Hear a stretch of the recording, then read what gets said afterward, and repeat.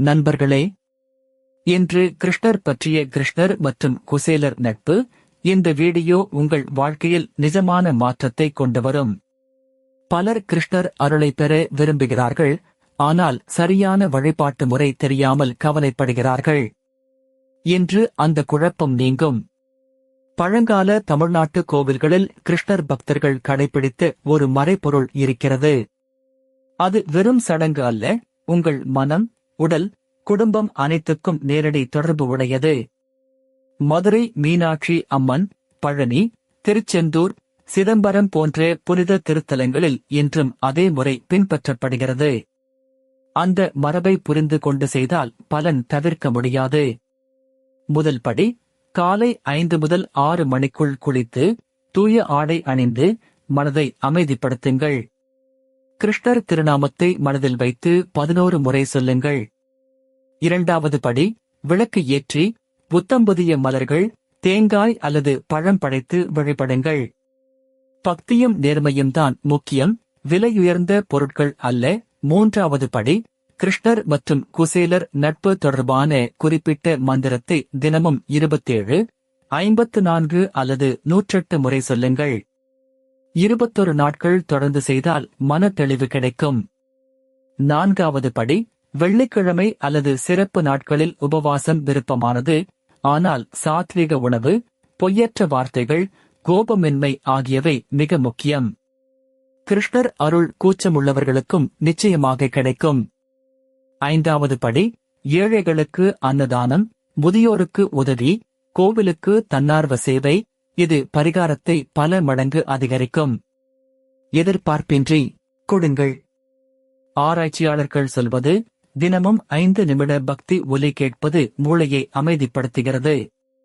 மன அழுத்தம், தூக்கமின்மை, குடும்ப பிரச்சனைகள் படிப்படியாக குறையும். உண்மை கதை, சேலத்தில் ஒரு குடும்பம் பல ஆண்டுகள் கஷ்டப்பட்டது.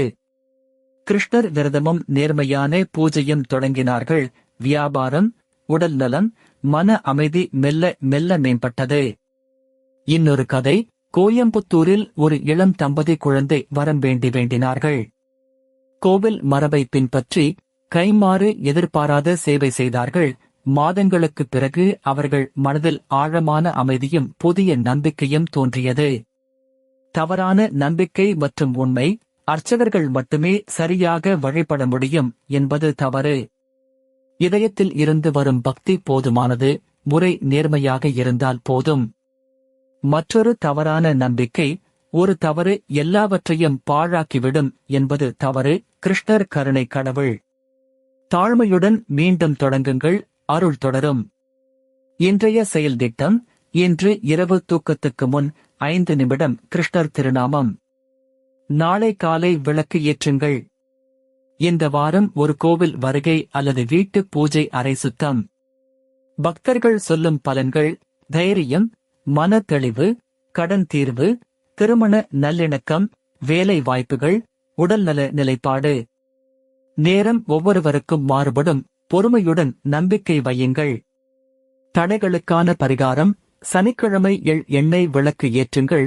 அம்மன் அல்லது முருகன் கோவிலில் கருப்பு வஸ்திரம் படையுங்கள். 108 முறை வேகத்தை விட கவனத்துடன் உச்சரியுங்கள். குடும்பத்தில் குழந்தைகள், எளிய சுலோகங்கள் கற்றுக் கொடுங்கள். திருவிழா நாட்களில் அழைத்துச் செல்லுங்கள். மதிப்புகள் அடுத்த தலைமுறைக்கு சென்றடையும்.